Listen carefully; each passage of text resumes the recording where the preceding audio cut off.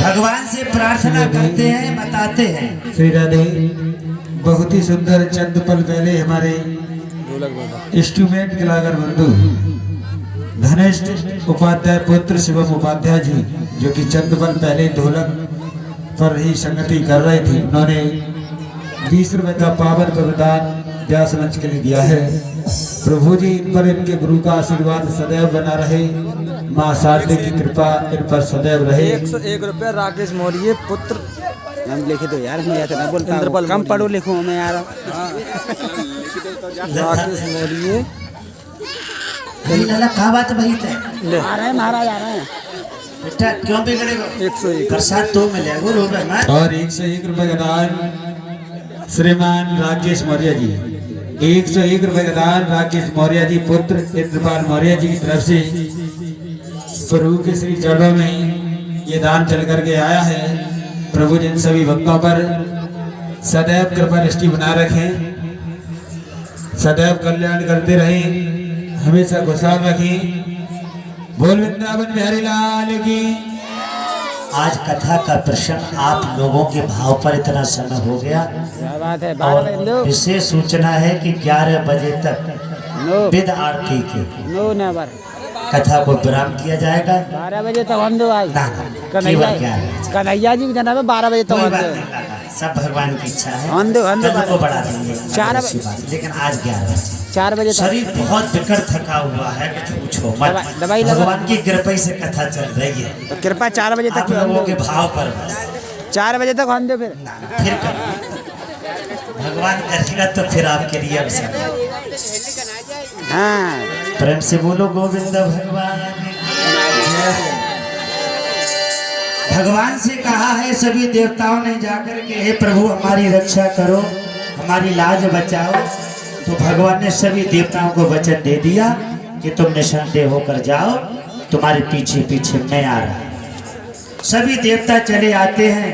इधर कंस के जो चाचा थे देवक, देवक की 7 बहनें थी, बेटियां थी, यानी कंस की 7 चचेरी बहनें थी।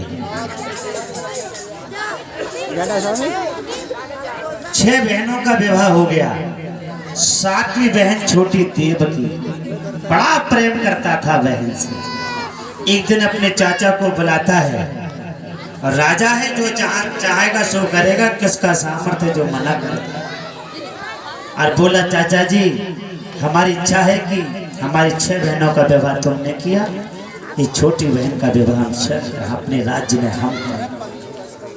अपनी बहन का विवाह करने के लिए राजा सूरसेन के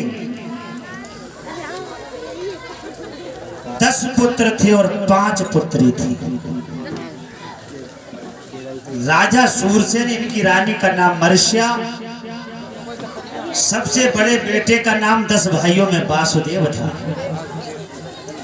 और बहनों में सबसे बड़ी बहन का नाम कुंती था। तो राजा सूरसेन के पुत्र वासुदेव को बुलाया और कंस ने अपना प्रस्ताव रखा। विवाह तय होता है, प्रस्ताव पास हो गया।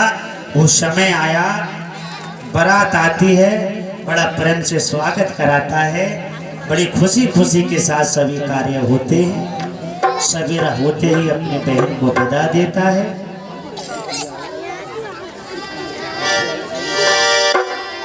बाबुल का घर छोड़ के लाड़ो, आज पिया के संग चली, आज कैसी घड़ी आई है, मेरन है जुदाई। घर छोड़कर बेटी पिया के घर चली, ये कैसी घड़ी आई है, मिलन है जुदाई है। राधे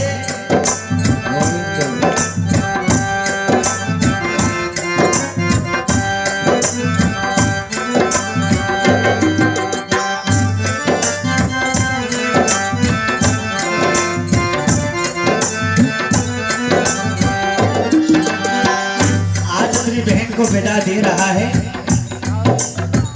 वो रथ में देव की जा रही थी और पीछे से पुरुषाला था।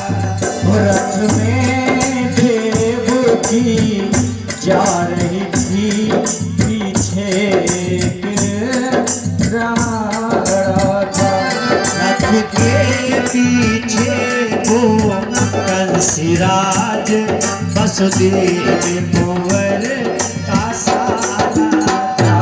रथ के पीछे वो कंसराज वसुदेव कुंवर का साला था।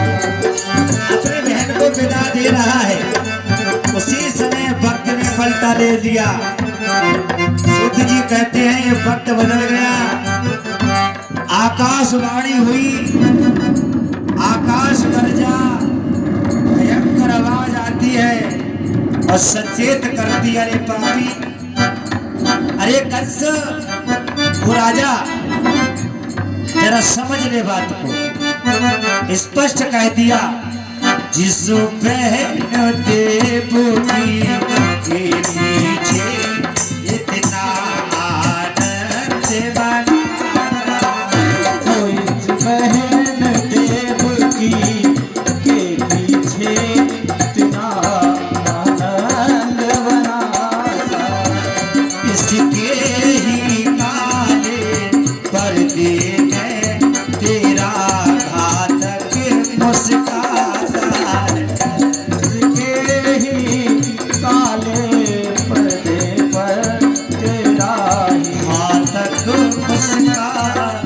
और कहा राजा, इसके आठ में गर्भ वाला वो देवों का गर्भ बढ़ाएगा। इसके आठ में गर्भ वाला देवों का आस बढ़ाएगा। तुझको और तेरी सेना को, तुझको और तेरी सेना को यमपुरी की हवा खिलाए। तुझको और तेरी सेना को यमपुरी की हवा खिलाए। एकदम आ गया, क्रोध में आ गया और जल्दी से दौड़ा, देवकी को पकड़ा, केस पकड़ के झटका दे के धराशायी। बोल गोविंद भगवान की। आज देवकी गिड़गिड़ा रही है। वसुदेव हाथ जोड़ रहे हैं, महाराज आप राजा हैं, आप वीर हैं, आपको एक अबला पर हाथ उठाना शोभा नहीं। आप कल से तमतमा रहा है, कहता है अभी कुछ नहीं बिगड़ा, ना होगी बांस और ना बजेगी। पता तो चल गया मुझे ये मेरी कोई बहन नहीं, ये तो मेरी काल है। उसी समय वसुदेव हाथ जोड़कर प्रार्थना करते हैं और कहते हैं, महाराज तुम्हें बस यही तो दुश्मनी है, बैर है, किसका आठवां पुत्र काल है। हाँ मैं कसम खाता हूँ, मैं प्रण करता हूँ, इससे जितनी संतान होगी सब तुम्हें समर्पण करता हूँ। कंस कहने लगा तो कोई बात नहीं। वसुदेव को लगा कि छोड़ देगा ना, तुरंत कहा पहरेदारों से पकड़ो और कारागार में। आज कारागार में देवकी और वसुदेव दोनों वास करते हैं। बारे बात प्रभु तेरी अजब कारीगरी, क्या वक्त का पहिया चलाता है प्यारे। प्रेम से बोलो सच्चिदानंद। भगवान की प्रार्थना करते रहे, कष्टों को उठाते रहे। कंस ने देवकी के 6 बच्चों का मरण किया। जब 7वें का नंबर आया, भगवान ने योग माया से कहा, माया जल्दी जाना, सब गड़बड़ हो जाएगा। और माया आती है देवकी के 7वें गर्भ के लिए, छिड़ करके और गोकुल में रोहिणी के उदर में पहुंचाती है। सवेरा हुआ, पहरेदार बोले महाराज की जय हो, क्या समाचार है कि देवकी का गर्भ छिड़ हो गया। कंस हंसने लगा कि मेरे डर के मारे आत्मा ही आना भूल गए। सच्चाई ये थी कि जो 7वां गर्भ है वो रोहिणी के उदर में पहुंचाया है माया ने। भगवान ने माया से कहा इतना काम करके तू स्वयं नंद रानी के यहाँ जा, बहुत सुंदर कन्या बनकर प्रकट हो, पीछे से मैं आ।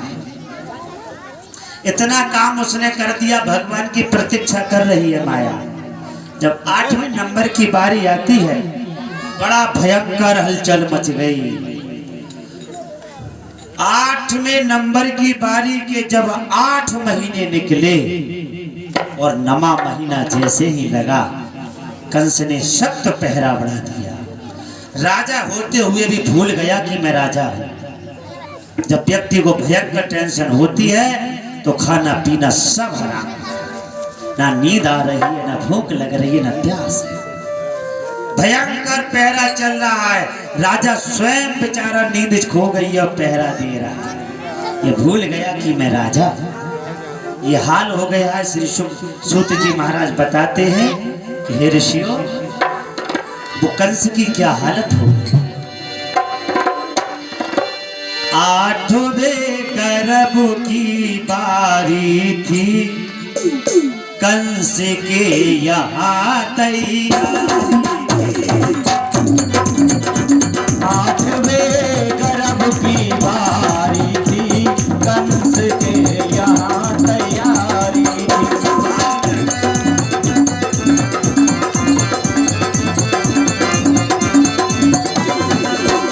8वें गर्भ की बारी थी, कंस के यहाँ तैयारी। 8वें गर्भ की बारी थी और कंस के यहाँ तैयारी थी। ऐसी राजा था पहरेदारी में, राजा था पहरेदारी में, जेल में बहन बिचारी। जेल में बहन बिचारी। राजा था पहरेदारी पर और जेल में बहन बिचारी।